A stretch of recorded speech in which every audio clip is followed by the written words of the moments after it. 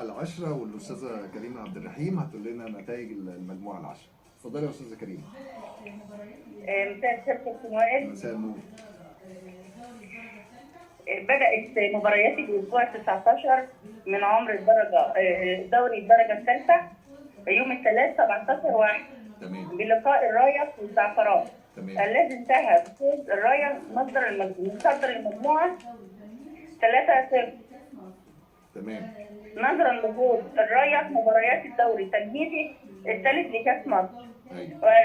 الذي لعب اليوم مع بلدية المحلة وحقق الصعود للدور التالي بعد فوز ثلاثية مقابل هدفين. يعني فاز على الزعفران 3 وفاز على البلدية 3. ايوه فاز على البلديه 3-2 النهارده. مقابل هدفين. تمام. استكملت اللقاءات امس السبت. فاز دمنهور على اتاي البارود بهدفين مقابل هدف، وهي نفس النتيجه التي انهى بها لقاء ابو المسامير على بيلة 2-1. وفاز بدر على مياه البحيره بثلاثيه مقابل هدفين، وحقق بلطيم الفوز على مركز شباب كوم حماده بهدف نظيف. لقاء الدلنجات والسوق وكوم حماده وسكه بالتعادل السلبي.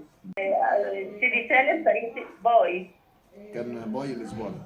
كده نبقى احنا كده دخلنا على الأسبوع ال20 ويشهد لقاءات وتعديلات.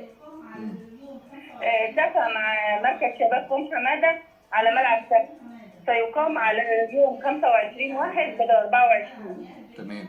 ونادي كوم حماده مع مياه البحيره يلعب على ملعب مياه البحيره، وبرضه هو يوم 25/1 بدل 24/1.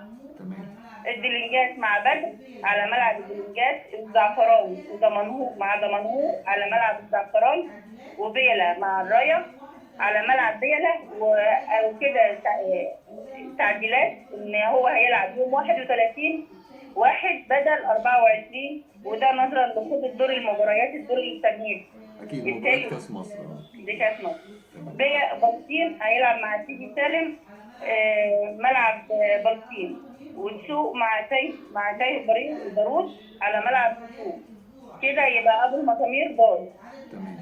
ويبقى كده مباريات الاسبوع 19 عدد الاهداف بتاعها 15 هدف.